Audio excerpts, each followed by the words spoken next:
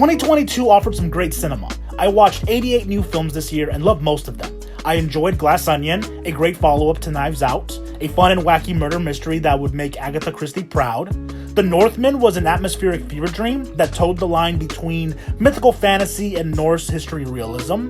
The Batman excelled in its gritty noir elements, and Pattinson's portrayal felt grounded in heroism and unhinged, but controlled chaos. Also, I loved how the score made me think that Batman canonically listens to Nirvana. But by far, my favorite films of the year were horror movies. First, in October, I did a 31 Days of Horror watch-along with my coworkers, and that was a lot of fun, and I got to relive some of my old favorites. Check out my mini reviews on the channel. However, these were my favorite horror films of the year. The 2022 Scream honestly slays. It's impressively able to be both an engaging contemporary slasher, while also living up to the franchise's legacy, which is hard to do. Great characters, excellent satire, it's so funny how it dips between horror fiction and subreddit headcanon. And then Jenna Ortega was great. Nope is Jordan Peele's epic horror blockbuster that masterfully mixes familiar genre filmmaking with Peele's strange but distinct style. Though it does have some bizarre and intense horror sequences, its real excellence is in its cast and its story about legacy and family. It's its own thing, and that feels special.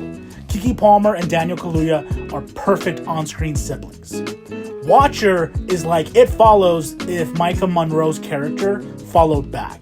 This is a beautifully shot, intense thriller that feels all too real, and that in itself is scary. We all people watch at times, but what if we are the ones being watched and stalked?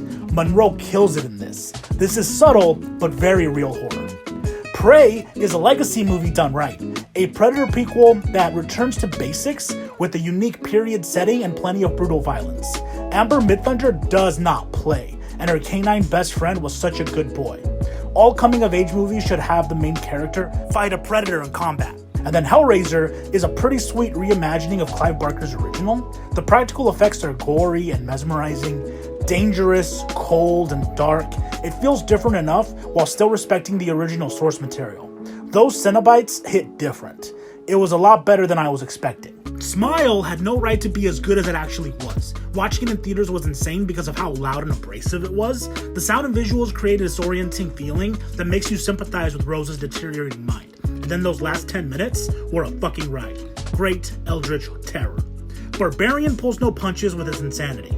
Playing on people's preconceived notions and paranoia, it manages to be a surprisingly funny and deeply unsettling experience. See it with friends, it will have you going, what the fuck? And watch out for tetas locas, you'll have a bad time at the Barbary Airbnb. X is A24's homage to horny 70s slashers set in rural Texas. Who knew making a porno could be so dangerous? Less art house, but more horror. I love the campiness. I love the softcore sexiness. Mia Goth was a star as she continuously refused to accept a life that she didn't deserve. All hail our horror queen. Honestly, maybe all the killing wouldn't have happened if they had just let Granny do a scene. And then there was Pearl, Ty West's artistic follow-up to X, a captivating character study cleverly disguised in a 1918 American Psycho backdrop. Mia Goth, again, slays, and it's quite the journey to see her character devolve from isolated, unhinged farm girl to unhinged, vengeful killer. My favorite Letterboxd review said that this is basically The Wizard of Oz, but if Dorothy was so horny that she started killing people. Bodies, Bodies, Bodies is basically A24's Among Us. Filled with an impeccable cast with hot girl, pop girl, rich girl energy, it just vibes super hard. A fun horror movie as well as a cheeky satire on Gen Z nihilistic narcissism. It's both silly and chaotic. This is some of the most fun I had all year. Rachel Sennott as Alice was pure joy. Let her have her podcast. A bunch of dumb rich kids destroying themselves because of TikTok culture. And then we had Incantation, which was something really special. It's one of the most effective and disturbing films of the year. A unique and oddly interactive Taiwanese found footage folk horror, it effectively gets under your skin in both its style and intrigue. Curses and blessings, this movie is not for the superstitious. Love the twist and utter betrayal. And then the team that gave us Sinister delivered my favorite movie of 2022, The Black Phone, an engaging coming-of-age thriller with stylized horror elements that makes it so fun to watch. The Shaw siblings are kids that you root for. And Ethan Hawke as the grabber is captivating and horrifying. It gives off strong It vibes, but I think that's a good thing. Also, can we have Madeline McGraw in everything? Her energy and humor made this film stand out that much more. I'd love to see a series where we see Gwen Shaw use her supernatural gifts to catch killers. She had the best line in the movie that I was not expecting. There were better horror movies this year, but this was my favorite. I watched a lot of TV this year, and I enjoyed almost all of it. Some of the standouts included Reacher, a series that was a lot of dumb fun with great action and excellent moments. Alan Ritchson is fucking jacked, and after seeing him play Hawk on Titans, I was happy to see him kill people in this. Archive 81 was the right amount of intrigue and horror. I would have liked it a lot better if the lead was a little bit more likable. All of Us Are Dead was an interesting zombie K-drama that kept my attention. John Berthnall had one of the year's best performances in HBO's We Own This City.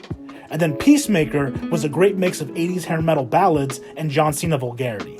James Gunn made me care about a character I had no opinion on. Cena really shined in this show. Also, Vigilante was MVP. This was also an awesome year for anime. Chainsaw Man had a lot of great memorable episodes. Denji's an interesting character. Power is out here making all the anime bros horny. Aki is a tired dad, and I'm all about Kobeni. Great action and super funny moments. I got to explore the weirdness of JoJo's Bizarre Adventure with Stone Ocean. Jolene is awesome. The animation is awesome. That JoJo magic is awesome. I'm all about that father-daughter team-up. There were some truly sweet moments between Jotaro and Jolene. Spy Family was a sweet surprise. I wasn't expecting a slice-of-life comedy with a spy, an assassin, and a psychic little girl playing makeshift family to be one of my favorite animes of the year. I saw so many people gushing over it, and so I had to check it out. And I'm so glad that I did because it's a pure joy to watch. A wonderful anime. This was also the year where Attack on Titan reached its epic peak. We finally got that moment that shook so many anime-only fans to their very cores. A moment that felt bigger than life and had you thinking it was a where were you when it happened moment for all of anime. In this moment, Eren transformed from hero to villain in epic fashion. Political, poignant, powerful. This was Eren at his best. We see his full commitment to the rumbling. Controversial, yes. Apocalyptic, yes. Unforgiving, yes. We get this moment. And whether you're a fan of Eren's future motivations or the story's ending or not, at least in this moment, we got Eren at his fullest. And that was amazing to witness in real time. My Hero Academia continued to showcase why it's one of my favorites by finally animating the War Arc for its 6th season. An arc many fans were highly hyped for. An arc that was a high point in the manga and brought to life with Studio Bones. We got the #1 bunny hero Mirko kicking all the ass. We got OP Shiggy causing absolute destruction for the heroes. That heart-wrenching Dabi reveal hit so hard. The return of Best Boy Mirio was amazing. And we finally get Deku embracing his quirks in full-on action. I loved every second of this, and I'm so excited to see where it goes next. And then there were the animes that I didn't get a chance to see. My Dress Up Darling, Mob Psycho 100, Cyberpunk Edge Runners, and Bleach 1000 Year Blood War. I'm sure I would have enjoyed them all. But if I'm being honest, my favorite anime this year has to be Demon Slayer's 2nd season, the Entertainment District arc. No other anime has ever gotten the kind of jaw-dropping, speechless, and at times pure elation reaction out of me week in and week out. Demon Slayer pushed the boundaries of what animated storytelling can be. It's pure spectacle. The way it mixes its dynamic animation with its uplifting music and emotionally charged storytelling is magic. This anime brought me the most joy. Words cannot express the feeling of joy I felt connecting with the community as we watched Tanjiro and his friends engage in gorgeously animated demon fighting action scenes again and again. At this point, if you're not a fan of Demon Slayer, then keep that shit to yourself because it's God tier. Stranger Things Season 4 was a return to greatness. It felt like I was living through a cultural zeitgeist as it aired. The way it balanced horror and nostalgia and characters I loved was masterful, and there were some truly breathtaking sequences that will stay with me forever.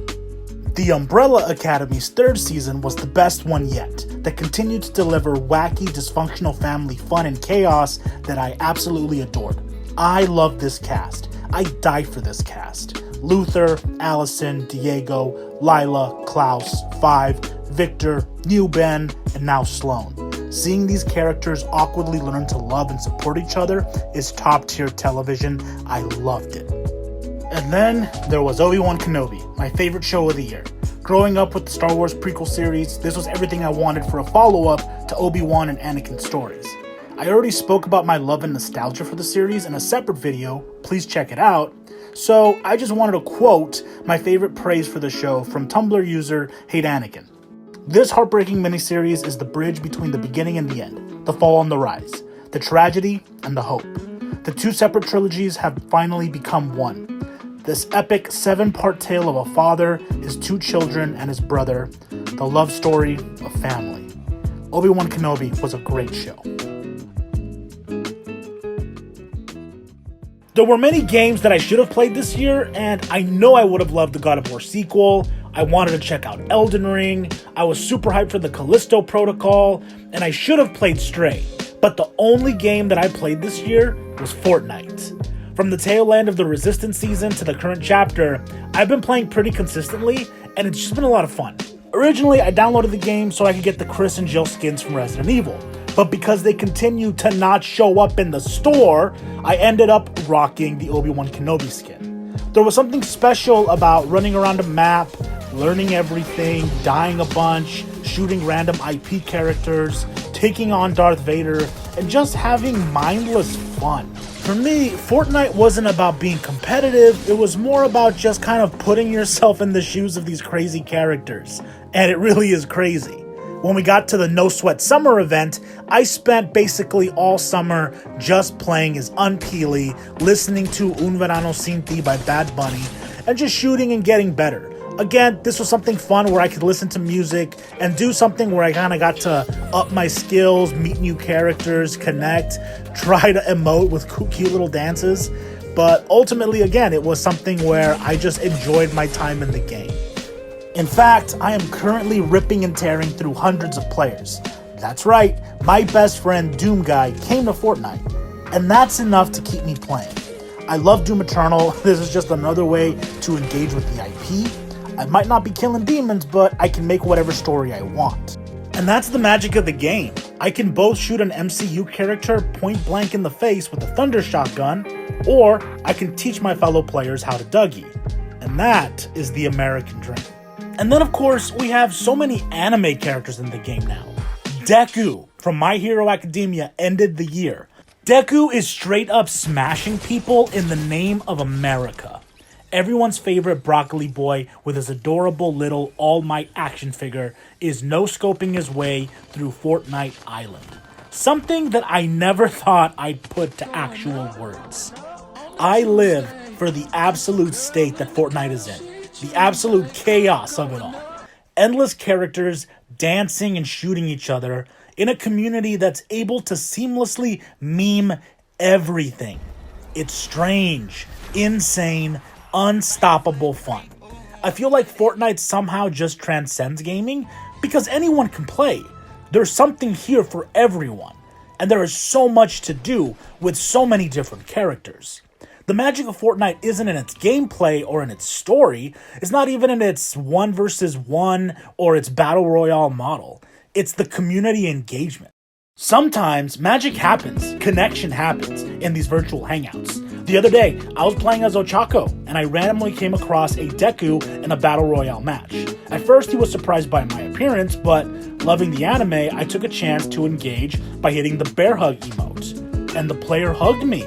In a random match on a random day, I connected with a random person through our love for this anime. No fighting, no shooting, no killing each other after. In fact, he followed me for the rest of the match, and we took care of each other until we were both sniped by John Wick. Ultimately, this game allows for random chaotic enjoyment to happen. Moments like these.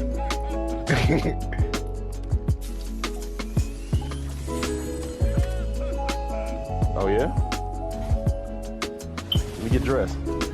Yo! Goku! Oh! Looking through my outfits, nothing brings me greater joy than to decide, am I going to be Bulma today? Am I going to be a Xenomorph? Am I going to be RoboCop? It's It's just insane. And for a game to have so much IP and to continue to build on this IP is just once in a lifetime type things. It's crazy. Fortnite makes a lot of money for a reason, and I gotta say, I got my money's worth this year. Like every year, 2022 gave me some great music. Apple Music told me that I listened to about 28,000 minutes of music this year, which makes sense because I'm always putting my favorite songs on repeat. This year, I danced to Gina Rose's catchy Being Good is Boring. I vibed hard to Post Malone's I Cannot Be. Harry Styles created perfection with As It Was. Raúl Alejandro, Russian, and Chris Brown were on heavy repeat for Nostálgico. Sad Alex's Rug Burn was equal parts sexy, catchy, and smart, angelic but dirty. Lizzo's To Be Loved was a super passionate and arresting anthem. And then Blackpink released their sophomore album, Born Pink, an eclectic and bombastic record of larger-than-life harmonies, sweet raps, and exciting hyperpop. I personally love Pink Venom and Type of Girl. And then the anime that I watched had some awesome tracks, such as Kenshi Yonezu's Kickback, to Jen Hashino's Comedy, from Sims' long-awaited The Rumbling, to Aimer's Zankyo Sanka. My personal favorite, though, was the batshit crazy 200 million centimeter long Blades by Maximum the Hormone. But regardless of all these songs, according to Apple Music, the song I listened to the most in 2022 was Wait a Minute by Willow. This song is a masterpiece, and it helped me a lot through my workday this year. Catchy, vibrant, haunting, Willow is a top-tier artist who sings from the depths of her soul. If you haven't heard this song, please do yourselves a favor and do so. I'd argue that Psycho Freak by Camila Cabello featuring Willow is also a masterpiece. It was also on heavy repeat. When all is said and done, the breakout artist and album for me this year has to be producer, singer, and songwriter Suburban and his hauntingly evil-sounding debut album, Hive. Thanks to TikTok, I was able to catch this dark pop-sounding nightmare music that's equally haunting and catchy. Songs like Paramore, Uh-Oh, Inferno, Virgil's Mania, and Rabbit Hole are mesmerizing, blending a sweet and addictive sound to this dark and sinister music. It embraces it. It's like a pop version of Polyphia's New Levels, New Devils album, but overall, it's a wonderful surprise in music form. I look forward to more in the future. But regardless of this great music, my favorite 2022 has to go to Bad Bunny. I mean, what a year. This cheeky, talented bastard. After giving us 3 albums in 2020, he decided to drop the hottest album of the summer, Un Verano Sin Ti, an album that embraces his Santo Domingo surroundings and celebrates Caribbean sounds and Latin culture. For a man who was going to quit music, he really is on top of the world. From album downloads to popular culture icon to the hottest tour of the year, it feels like Bad Bunny only gets better. Moscow Mule, Me Porto Bonito, Yo No Soy Celoso, Ojitos Lindos, 2016, Un Coco, La Caliente, Efecto. All these tracks are bangers, but there is nothing compared to Titi Me Preguntó, a song that just makes me feel good.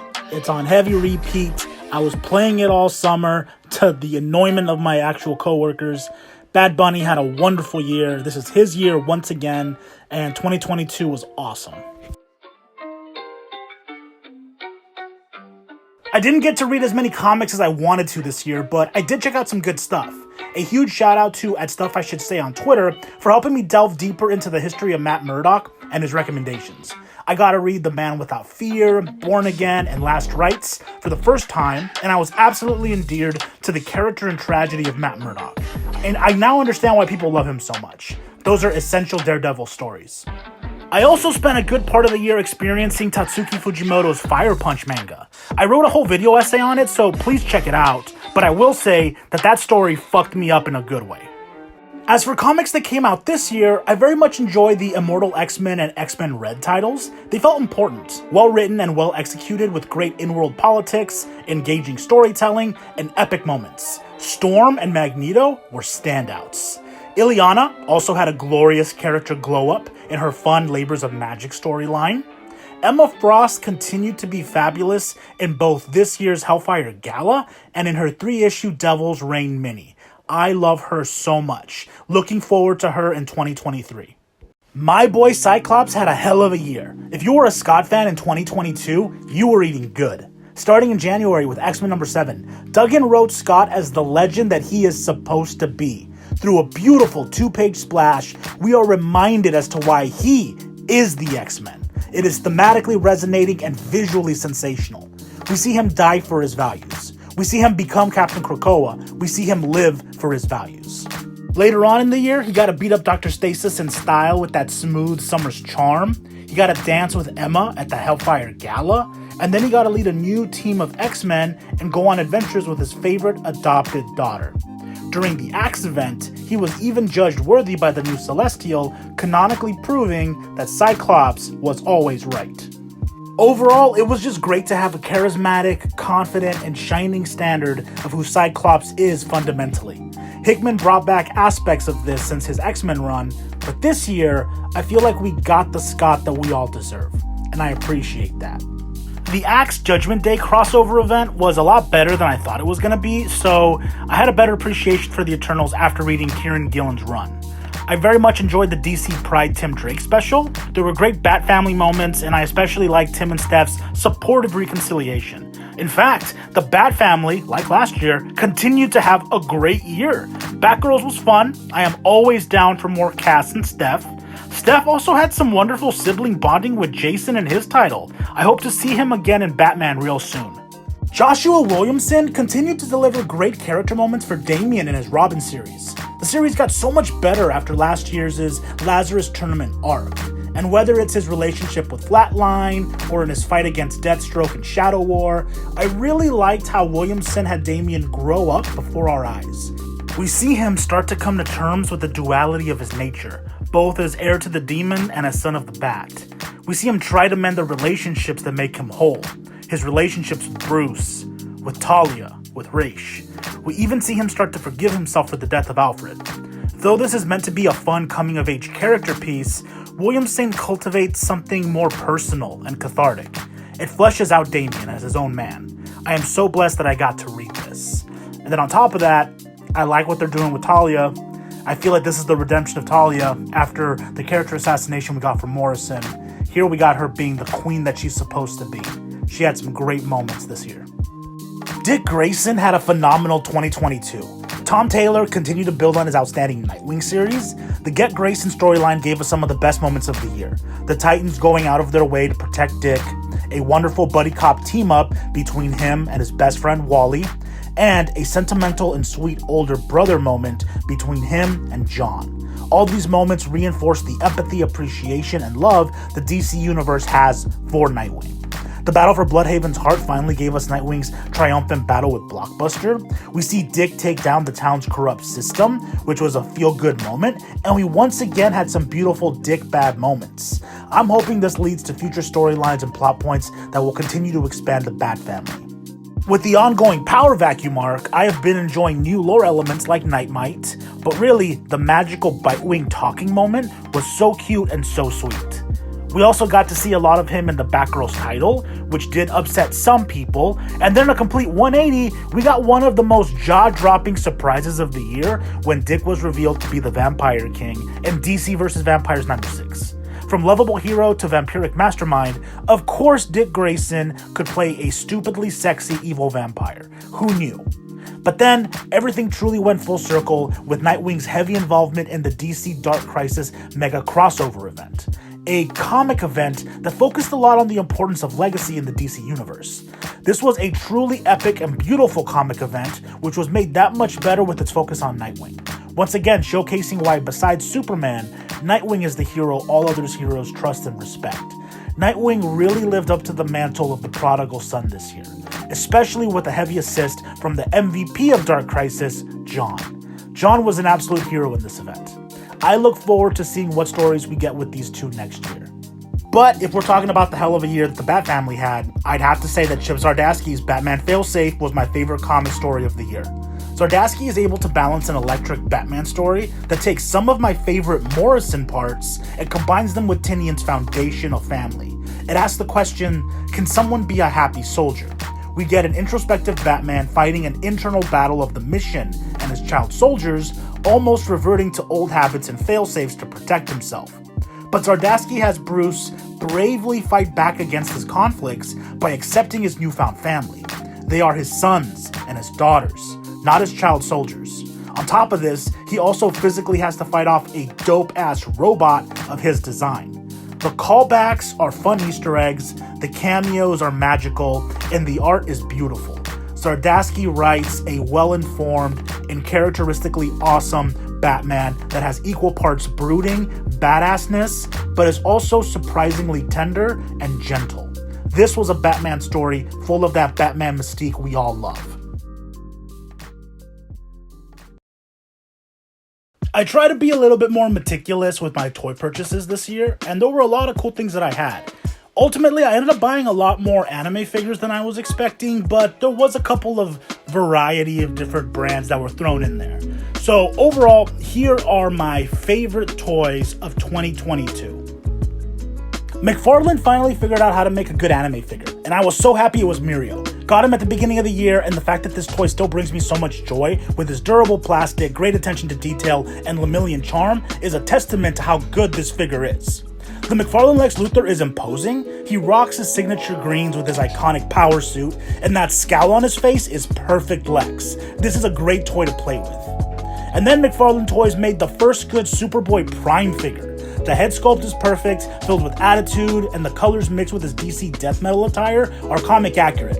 Add to this that the toy is super articulate, then I would say it's prime time for Superboy Prime. In a year where I didn't buy a lot of wrestling figures, this WWE Elite Roman Reigns as the Tribal Chief still caught my eye. The likeness is perfect, his muscles are bulging, this is a great addition to the collection. And then after watching Konosuba for the first time, I had to pick up the Figma Aqua. She's cute, she's in scale with more other anime figures, and she came with a lot of accessories. And if I had to pick up Aqua, I also had to pick up a Kazuma. As a Figma, he has good detail and good articulation. I took some of my favorite pictures with him this year. Nobara was a toy I was looking forward to all year. SH Figuarts really did do the entire Jujutsu Kaisen crew right. She looks like she came straight out of the anime. I love this figure. I also didn't expect to love the SH Figuarts Gohan from Superhero as much as I did. I already have a couple of Gohan toys, but this remodeled version is incredibly good. The sculpt, the posability, and the shading are all top notch. I'm glad I picked them up. SH Figuarts also released a Sakura this year, and like with Nobara, I was super hyped for her release. It's just nice to finally have a detailed Sakura in the collection. Featuring good joint technology and soft plastics, she is excellent. And then there's the new Naruto that was released this year. With a complete rehaul from his previous SH Figuarts release, it has updated sculpting, joints, and likeness. On top of that, he comes with many accessories for optimal picture taking. A toy so good, I bought him 5 times. But my favorite toy of 2022 was the Buzzmod Inosuke from Demon Slayer. Though the Figma version is fine, Buzzmod molded perfection with this beautiful little boar boy. Perfect scale, perfect movement, perfect accessories, and perfect likeness. He's a sturdy piece of plastic, so he's great to play with, and I just love looking at him. Here's to 2022, and I'm hoping next year I get even more toys.